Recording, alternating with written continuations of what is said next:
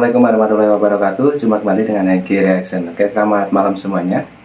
Dan malam hari ini kita mau nonton lagi videonya Opung Barbella, membahas tentang Pak Hasto, juga membahas tentang Megawati. Oke, kita siapkan dulu untuk videonya. Nah, ini sudah siap dan ready videonya Opung Barbella. Lanjut, kita play videonya. Belakangan ini elit-elit PDIP mengatakan bahwasanya hubungan Bapak Prabowo dengan Ibu Megawati adalah hubungan yang sangat dekat. Jangan percaya, bohong itu. Gak usah percaya. Pinggir kali Opung kok jadi lebih tahu Opung dari orang itu. Ada banyak alasan ya yang menyatakan bahwasanya sebetulnya orang ini sebetulnya cuma lip service. Yang pertama, coba kalian masih ingat tanggal 20 Oktober 2024 Bapak Prabowo dilantik, ada datang Megawati? Ada nggak datang Megawati? Jadi nggak usah banyak cerita ya, udah ku bilang sekarang ini Megawati berusaha untuk jalin komunikasi kepada Bapak Prabowo. Karena apa?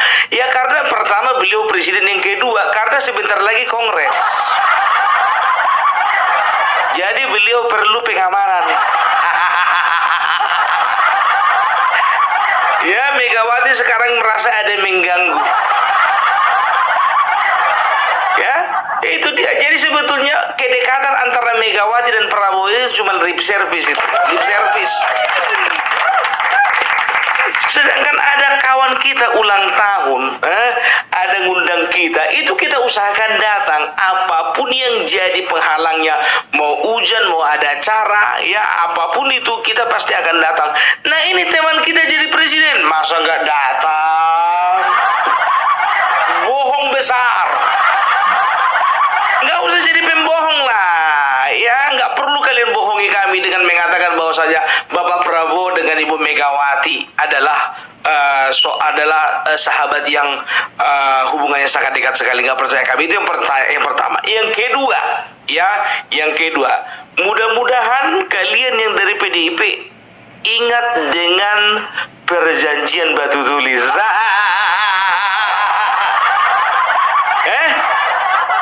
Megawati sudah mengingkari perjanjian batu tulis. Itu yang mengakibatkan Bapak Prabowo kecewa berat. Kecewa. Ya, jadi di dalam perjanjian batu tulis, ya aku masih ingat itu, kalau tidak salah 6 Mei tahun 2009 ya, Mei 2009 ya. Jadi ada poin-poinnya mengatakan bahwasannya yang pertama ya, Megawati ya, mereka akan bekerja sama untuk memenangkan Megawati di tahun 2029. Setelah itu 2014 Megawati dan PDIP akan mendukung Bapak Prabowo Subianto menjadi calon presiden 2014 ya. Dan di situ mereka secara rinci ya, mereka itu berbagi. Kalau misalnya menjadi presiden Ibu Megawati atau Bapak Prabowo ya, maka menteri ini jatahnya Megawati, menteri ini jatahnya Prabowo. Sampai masalah masalah logistik, masalah pembiayaan itu mereka sudah sepakati 50-50. Nah ternyata tahun 2014 Megawati mengingkari janjinya, padahal item yang paling penting dan paling terakhir mengatakan bahwasanya Megawati akan mendukung pencapresan Prabowo di tahun 2014. Pembohong. Ya, kalau nggak pembohong apa namanya itu coba ya. Ternyata Megawati mengusung yang namanya Joko Widodo, kan begitu ya. Memang itulah dia. Kalau sudah berbicara hitung-hitungan politik, ya sahabat pun ditinggalkan. Gitu loh ya. Malah dari PDIP mengatakan ya sudah, Megawati kan kalah 2009, ya artinya perjanjian batu tulis itu hangus. Pandai kalian, pandai. Dan tahu ndak kalian ya, ketika Bapak Prabowo ingin mencalonkan diri jadi presiden, beberapa kali berusaha untuk menemui Ibu Megawati. Sampai Idul Fitri pun juga berusaha untuk menemui Ibu Megawati, tapi Ibu Megawati tidak bersedia. Itu kata Fadlizon, baca sendiri di berita. Ternyata apa ya? Megawati dengan percaya diri dia mencalonkan Joko Widodo. Dia udah nggak ingat lagi janjinya sama Prabowo. Apakah itu yang dinamakan seorang sahabat? Terlepas dari Bapak Jokowi sudah memimpin kita selama 10 tahun. Bapak Prabowo itu Bapak Jokowi orang baik. Ya udahlah, relakan saja lah. Kan kita kan sudah melihat Bapak Jokowi sudah membawa bangsa ini kepada kemajuan. Ini beda konteks. Beda ya, jangan disangkut pautkan antara Joko Widodo dengan Prabowo. Kalaupun misalnya waktu itu tidak ada Jokowi, ya waktu itu katakanlah Ganjar, apakah Megawati akan tetap meninggalkan Prabowo? Tetap akan meninggalkan Prabowo. Karena dia sudah punya nama, ya dia sudah mulai punya pamor, kan begitu dia tinggalkan. Dan inilah yang membuat sakit hati seorang Bapak Prabowo. Aku kutarikan langsung ke diriku, kalau aku jadi Bapak Prabowo, sekarang Megawati minta ketemu Prabowo dengan alasan makan nasi goreng. Ingat Ibu Megawati, waktu perjanjian Batu Tulis 2014 ya, ditagih janjimu itu dijumpai Bapak Prabowo, kau selalu menghindar. Menghindar kan? Ku bilang sama kalian, Bapak Prabowo itu memang orangnya pemaaf, tapi dia nggak pelupa. Nggak pelupa dia. Dia masih ingat siapa orang-orang yang setia kepadanya dan siapa orang-orang yang pernah berkhianat kepadanya. Dan kau salah satu orang yang pernah mengkhianatinya dengan perjanjian Batu Tulis, dengan melanggar perjanjian Batu Tulis poin nomor 7, bahwasanya Megawati beserta PDIP mendukung penuh pencapresan dari Bapak Prabowo di tahun 2014. Makanya aku bilang, kalau orang sudah pandai berbohong, udah itu aja kerjanya. Aku bilang sama kalian, siapapun orang PDIP tidak akan pernah membantah masalah Batu Tulis ini. Itu dia, ya. Jadi jangan kalian bilang bahwasanya Bapak Prabowo dengan Megawati, ya, adalah seorang sahabat, nggak pernah ada masalah antara orang itu dua, bohong itu. Cuma lip service itu ada banyak, ya, termasuk anggotanya si Ganjar ngasih dia nilai 5 dari 10, itu juga masalah buat Bapak Prabowo. Enggak aja. Ya, jadi udahlah Ibu Megawati, ya sekarang terang-terangan aja aku bilang sama Bapak Prabowo, ya kan, Bapak Prabowo minta tolonglah dulu dimakamkan sebentar lagi kongres, kan begitu, biar Bapak Prabowo boleh mengirimkan wakilnya nanti.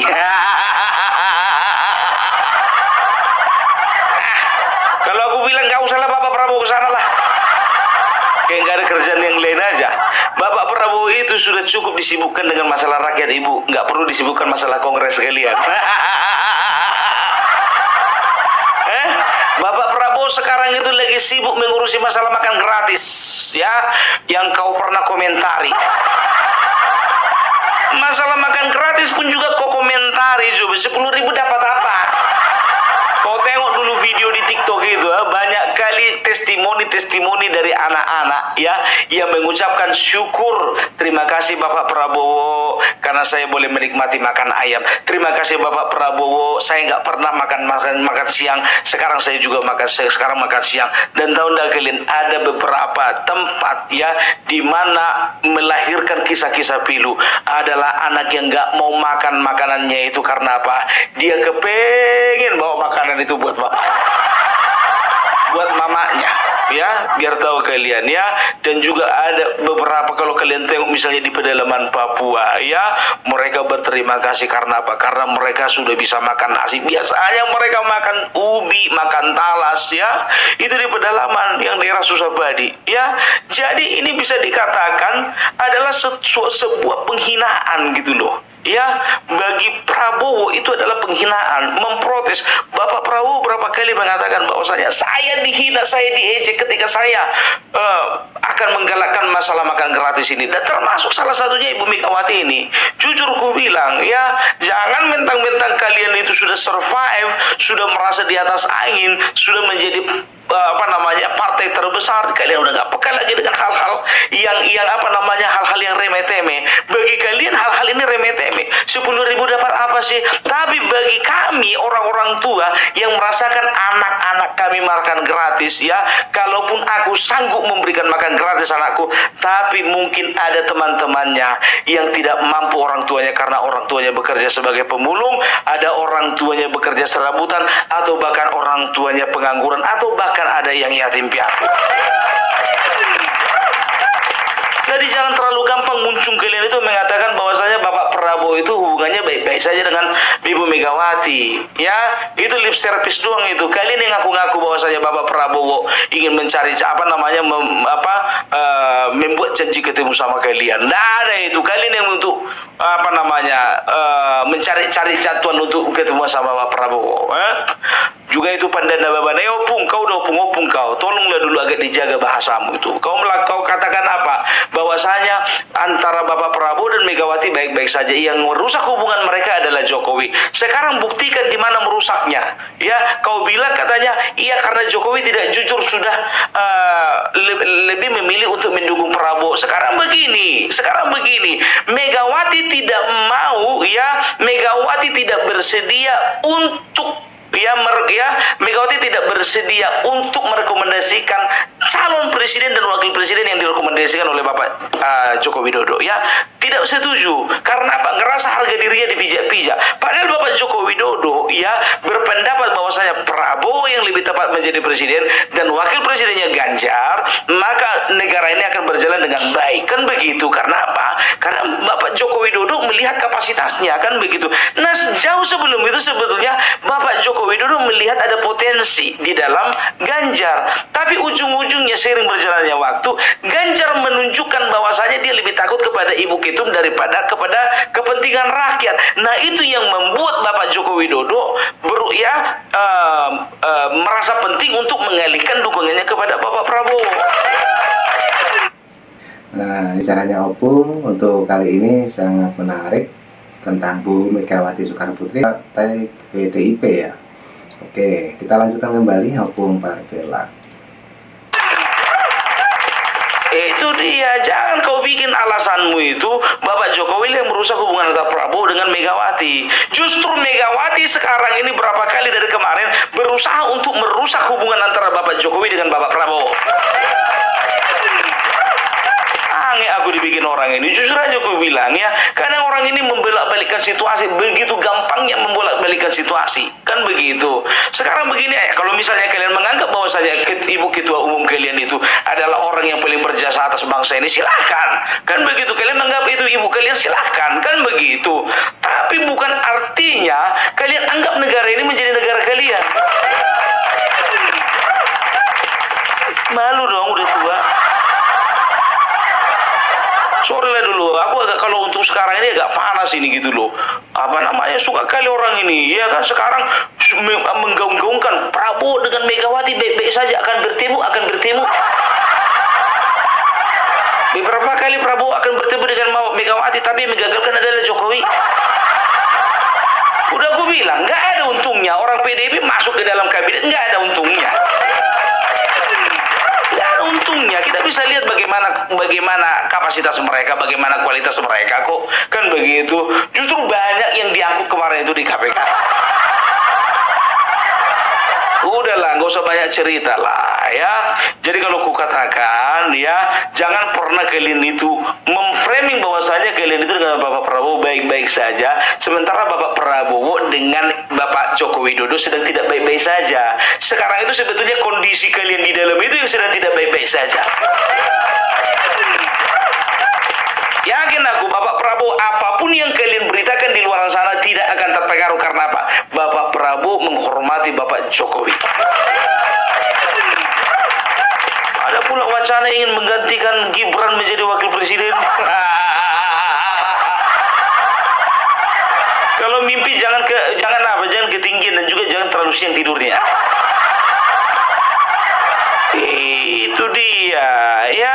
Jadi banyak sekali, coba bayangkan kalian dari buzzer-buzzer kalian, berapa banyak yang menyerang Bapak Prabowo. Tapi begitu dilantik Bapak Prabowo, diam 1000 bahasa semua.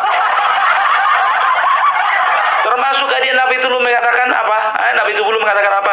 Jangan biarkan orde baru, sisa-sisa orde baru berkuasa lagi.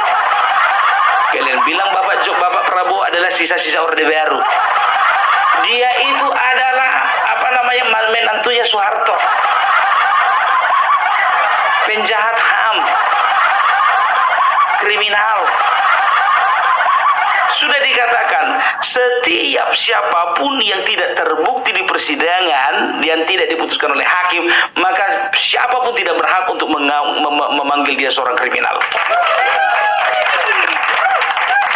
Kan begitu. Tapi sekarang coba menjilat semua, menjilat.